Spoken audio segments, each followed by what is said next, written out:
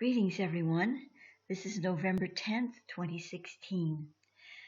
I'm beginning part one of a series that is a study, an actual study. We could almost call it a workshop if it was being done in person. And it kind of is, because I'm going to be reading it to you and making comments on it. And this is the GRAIL and the Holy SEPHIROTH. It was placed within the 1998 issue of Temple Doors, which is just a special, really long GRAIL issue. And the latter part of this was filled with this particular study. Now, I'm going to begin by reading you and commenting on the more traditional explanations which come first in this text before we get to the real Thothic stuff. So I don't know how much commentary I'm really going to give in this preface, because it is kind of a preface. The succeeding videos on it will probably be more where I come in and share things about my current understanding of it all. When I read these to you, I purposely don't read them in advance, and I haven't probably read it. Well, I've maybe touched upon it here and there, but not really sat down and read it since 1998. So it's interesting for me to look at it from the perspective of 2016. That's always the case when I read these things to you. So they become alive in that way, and they're not just dusty old issues that I'm reading to you from, because they have new perspective and new potential in our understanding. It was there all along, of course, but I didn't see it back in 1998, at least a lot of it. So I'm anticipating that will be the case with the GRAIL and the Holy SEPHIROTH.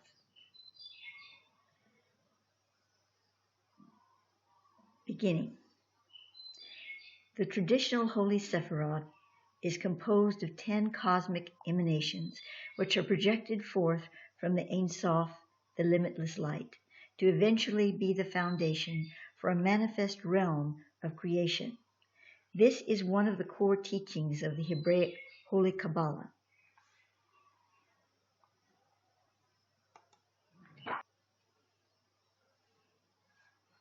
Each one of these 10 emanations is called a Sephira or Sephira. I think it's probably Sephira. Occultists commonly acknowledge a hidden 11th Sephira, and Thoth reveals to us that there is also a 12th and 13th. Each Sephira emanates from the preceding one in a lightning path of spiritual descent into matter. Thus, each Sephira on this lightning path descent is simply a further aspect or emanation of the previous one. Now, I'm going to be referring to diagrams in here, and the only way you're going to be seeing the diagrams is to get hold of this issue. You can purchase it in my spirit store, and you can also, if you're a portal member, you can just go into the Vault of Thoth and find it in there. So I'm going to refer to the diagrams, but of course you're not going to be able to see them here.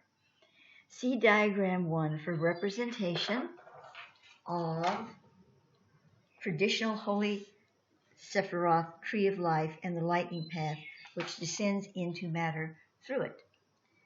The Sephira are traditionally viewed upon a schematic that is called the tree of life, consisting of the 3 upright pillars: the pillar of form, negative; the pillar of force, positive; the pillar of equilibrium, balance. And see diagram 2 for a representation of the 3 pillars. Each Sephira represents a dual expression: divinity in the universe and divine consciousness within the human being. The Holy SEPHIROTH, I've been saying Sephiroth, and now I'm saying Sephiroth. Okay, I think, it's probably Sephiroth, but I'm not sure. Anyway, to continue, the Holy SEPHIROTH works through 4 primary worlds or expressions. Oh my gosh, I've got to pronounce these. Atazulith, world of spirit; Bira, world of thought; Yetzira, world of feeling; and Asiya, world of desire. See diagram 3 for a representation of the four worlds upon the Holy Sephira. All of the Sephira appear within each of these 4 worlds for 4 octaves of expression. I'm going to just interrupt for a moment, and in my defense, from the Thothic interpretation, there is something called Saphora and Saphira. It's very similar, Saphira, and it's the original term from which the Sephiroth comes from. So when I read it, I feel like I want to say Saphira because of that. At least that's my explanation, and I'm sticking to it. Okay. In Azuluth, they traditionally manifest through their own essence as primary archetypal forces. In Bira, they are seen as archangels. In Yetzirah, they are presented as created beings known as the choir of angels. In the fourth world of Asara, these beings manifest within the four elements and the hosts of living creatures found throughout the universe. These four worlds are octaves of expression within the Holy Sephiroth are each represented by an individual tree of life for that world which interweaves with those of the other three worlds, all of them being held within another yet greater tree of life. So you can kind of see them stacked, one atop the other, kind of like DNA, where this one connects to that one, connects to that one, and they're all like mirrors, but they're just moving up the ladder. And so they really aren't mirrors because each one of them is a vibrational octave higher than the one below it. But they appear to be, the same in the construction of them. These four worlds are octaves of expression within the Holy Sephiroth, are each represented by an individual tree of life for that world which interweaves with those of the other three worlds, all of them being held within another yet greater tree of life. This is why it is the tree of life, meaning the tree of eternal life. The eternal perpetuation of the tree of life through the various worlds or dimensions of reality is what allows humankind to stay connected with the higher worlds of light while in a denser physical experience. This is why the tree of life is distinguished from the tree of knowledge of good and evil as described in Genesis 2:19. The latter does not have this interconnectivity with the higher worlds of light and is only the knowledge of the lesser realms of manifestation, the realm of cause and effect. The laws of this realm do not engender the potential of divine grace. See diagram 4 for a representation of these four worlds trees interweaved, or this is really, I think it's interleaved and contained within the next greater tree of life called the universal tree in the traditional Kabbalah. The universal tree Thoth refers to as the grand Sephiroth, which is Metatron, and from his eminence all other Sephira exceed in light. This grand Sephira, every time I pronounce it differently, I'm sorry. This grand Sephira is the composite of all four trees of life germane to the lower heavens of the Maseroth, which means all four octaves or worlds of expression are included. This grand Sephiroth of Metatron is the same as the assignment of the archangel Metatron to the Sephira Kether in the traditional Kabbalah, where he also presides over the entire Holy Sephiroth. This is the worlds within worlds concept, which has found its interpretation in various ways upon the earth over time. We must understand that the tree of life is a dynamic which repeats over and again as it stretches out through the heavens, forming a golden helical highway to the great central sun, the Kolob. Everything we will be speaking about herein relative to the tree of life is focused upon only the four lower worlds, or octaves of expression in this dynamic, contained within the higher level of Thoth, of what Thoth is calling the grand Sephiroth of Metatron. Look at diagram 4 and imagine the great Sephiroth which holds the other four smaller trees within it actually connects to the three other Sephirothic trees, each containing four lesser trees as well. Sorry about the page turns.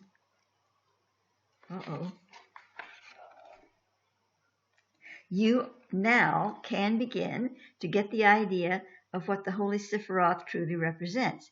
In this expanded model, the Sephiroth represented in diagram 4 is within the Mazzaroth. The next grand Sephiroth that it connects to is the one within the Mazzaloth, which is the higher heaven. The next is within the higher heavens, and so on. Well, the Mazzaloth is not the higher heavens, it's the in-between world, and then you have the higher heavens. Metatron presides over both the Mazzaloth and the Mazzaroth, but is considered the guardian of the latter by Thoth. Between the 12th and 13th Sephira, Tau Tak Ayu, and Humamon lies the complete presence of the grand Sephiroth of Metatron. Tau Tak Ayu sustains the updwelling bloom, and Hunumon holds the indwelling form. Those are Thoth words, which of course I can't pronounce. The Holy Sephiroth and Kabbalistic principles correlate very well with many of the universal principles and concepts which Thoth has revealed to us over time. One of these concepts involves the positioning of the human atoma both currently and in our future. An atoma is found within the Holy of Holies in the human heart, and the center of the earth, the center of our solar sun, the center of the next central sun, Alcone in the Pleiades, which is our entire solar system revolves around, and so forth. Thus, an atoma of the GRAIL portal of return through the system of many suns to the central sun universe, or heart and mind of God. In humans of this day and age, the atoma is no longer situated and exactly within the center of the heart chakra as it once was. It has fallen to a position between the heart and the solar plexus. The more evolved an individual is, the closer it will be to the heart chakra. In beings like Thoth or Yeshua, it is centered exactly within the heart chakra. There is also a counterbalance point commonly called the high heart center. This center is located between the heart chakra and the throat chakra. The lower this high heart center is, the more evolved that soul is. You would think it would be the higher, but it's the lower.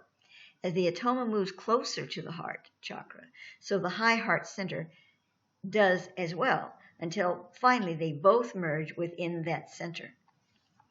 This dynamic of the fallen atoma can be seen demonstrated in the standard tree of life versus the perfected tree of life. Look closely at diagram 3, which is the standard tree of life used to depict the current human condition. Now compare this to diagram 5, which is the representation of the perfected tree of life given in the traditional Kabbalah. Note how Malkuth, the bottommost Sephira, has been drawn up into the position of Yesod, the next up in the center pillar. Yesod is also drawn up into Tiferet, with the latter being drawn up into Dath. This represents the movement of the human atoma back into the heart center, which is correlated to the Tiferet in the tree of life.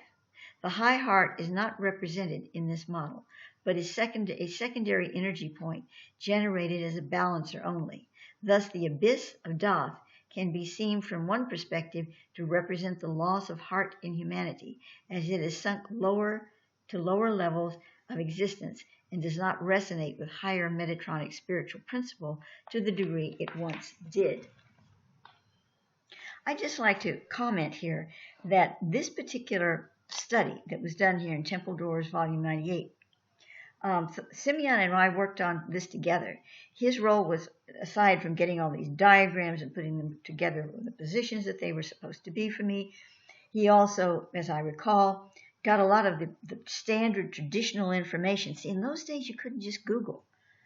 We did have computers, but there was the internet, but there wasn't this big Google thing. So a lot of this came from books, and he had to look up stuff, and then he got with me and Thoth, and we put it together, So I do want to give Simeon credit for helping me put all of this together from the traditional stuff with what Thoth was saying, and then find the diagrams and get them all together and write the little thingies that he did that point arrows to where things go. And oh my goodness, that was a big job, and that was something that he just took the burden off of me for doing, because I'm not that good at that sort of thing anyway.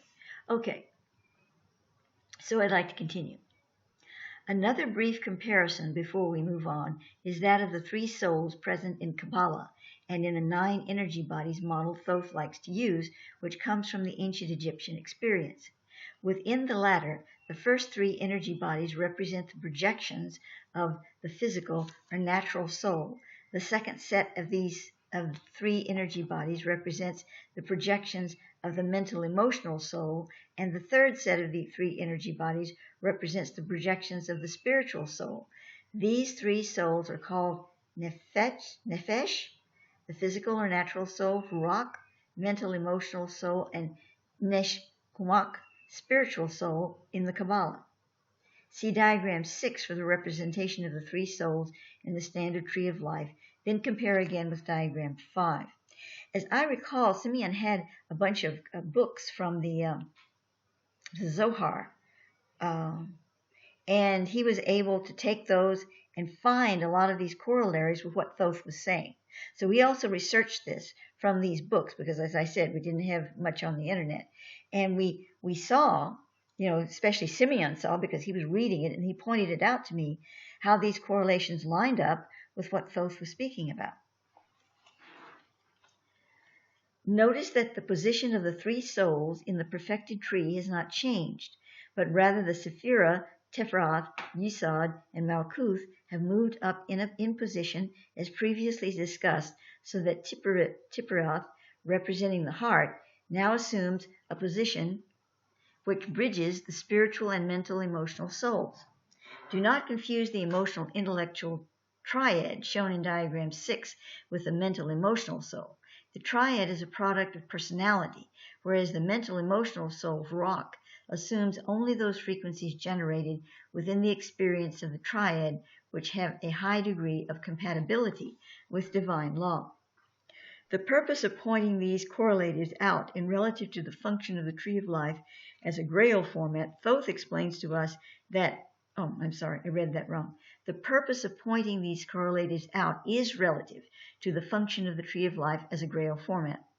Thoth explains to us that the Sephirah in their sacred formation within the tree of life are the embodiment of the GRAIL as a tree or foundation of divine receipt within the soul and in the celestial abode from which the soul was spawned.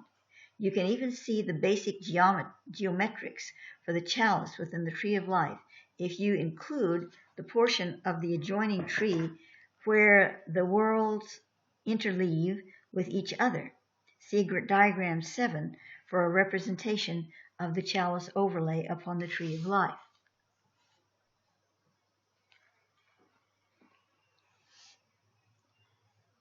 The human heart chakra is a primary component in our realization of the GRAIL, or Christic consciousness. Thoth speaks of the heart ascension, and we see this also graphically depicted in the perfect tree of life.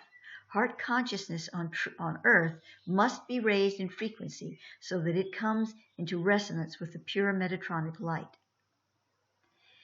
This is a large topic unto itself, but the point I wish to make here is that there are both half-light orotronic and full-light Metatronic Christic heart energies possible in this reality.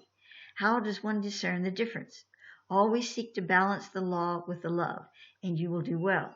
If spiritual law on the plane of cause and effect is adhered to, but outside the perimeters of the higher principles of divine love, then you have a half-light orotronic expression. This does not mean the expression would be evil or dark, and in fact it might be quite humanitarian in its register. But we must come to understand the true nature of the Metatronic Christic light codes to fully know this experientially. Let me further explain the semantics I have utilized above for greater clarification. Ultimately, the law is love. However, in a reality such as ours, it is possible to be out of balance in any one of the three primary flames. Now, I'm going to have to stop here. It's confusing because this particular paragraph, I am sure Simeon wrote because he was expressing his particular orientation with this. It doesn't state that, and it should. He wrote this up and kind of just plopped it in there. What I mean is he printed he typed it up. He typed all of this and put it together in the issue. I had my rough drafts. He took it and he would, just make it pretty. He would correct the spelling and all of that. And like my mother used to do for me, correct the spelling and put the paragraphs together and everything. But I know that this is his way of looking at the threefold flame. So I want to give him credit for that. So let me read that from his words. Let me further explain the semantics I have utilized above for greater clarification. Ultimately, the law is love. However, in reality, such as ours, it is possible to be out of balance in any one of the three primary flames, the threefold flame, love, power, and wisdom. Thus, a soul can have great wisdom and not have the love aspect flame develop sufficiently enough to match the wisdom. Conversely, a soul can have the love aspect developed and not the wisdom component. I think you get the idea here. The threefold flame is a trinitized alchemy of the primary constituents of the ultimate law, which operates on the wavelengths of perfect balance amongst them. The lesser version of that ultimate law was given to the earth as a factor of grace for the souls here, most who could no longer live within the envelope of that perfect balance. This dispensation allowed earth souls to redevelop that balance through working with the three primary individual components of the ultimate law. In this way, differing qualities and gradients of adherence to the law could be developed and then brought back into balance with each other, eventually bringing the soul back into the envelope of the ultimate law. This final balancing is the phase many on the planet are attempting to accomplish currently. Okay, that part I know for sure it was very much Simeon's doctrine, so that's why I wanted to differentiate that. To continue, let us return now to the main theme of the Holy Sephiroth as a GRAIL format. From here on out, in this section of the article, we will be working with Thoth's 13th Sephirah model of the Holy Sephiroth, which is non-traditional. Thoth actually has two models, in one which there are 12 Sephirah connected to the Mazarothic mysteries. In the second version, there are 13 Sephirah connected to the GRAIL mysteries as cosmic principles within the earthen experience. The 13th Sephirah in the second version is in the center of the earth, the Holy of Holies. This Sephirah is primarily to the earth alone and is not cosmic, and therefore does not figure into the 12 Sephirah Mazarothic format directly.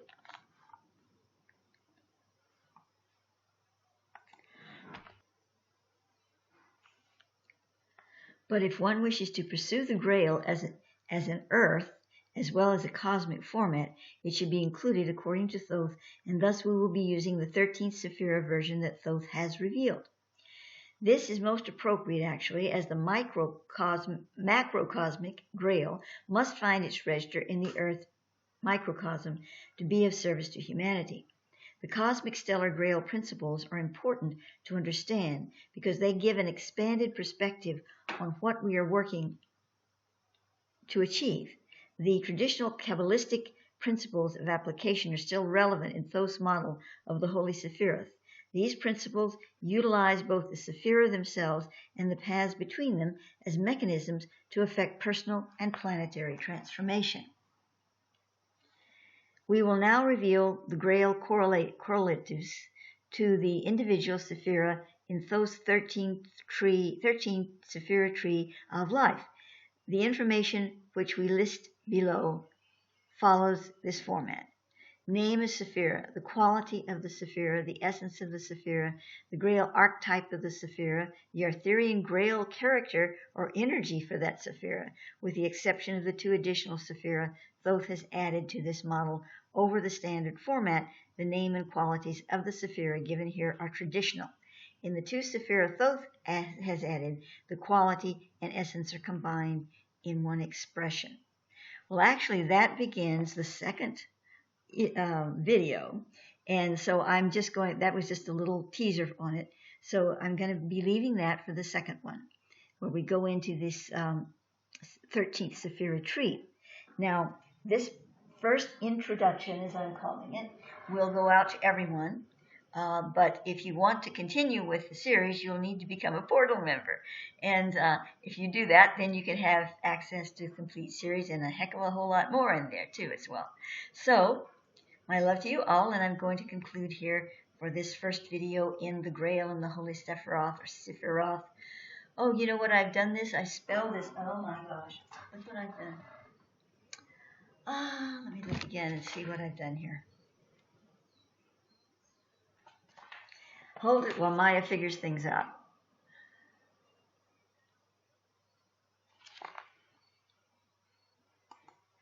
You see on my splash screen there, I spelled it wrong. I have an E where there should be an I. My problem, I know I have a lot of problems with spelling and reading and stuff with dyslexia, you know, and all of you just have to bear with me on that. But I will say that really, Thoth prefers it spelled really differently. And it's not even this way, it's a whole other way. But that's what confuses me because I keep seeing it that way. It's like in the ancient past, I used it that way. And this word is so hard for me. So that's why it's spelled wrong in the title here. It should be SEPHIROTH. Anyway, I will conclude on that rather embarrassing note. And here we go. Bye to all.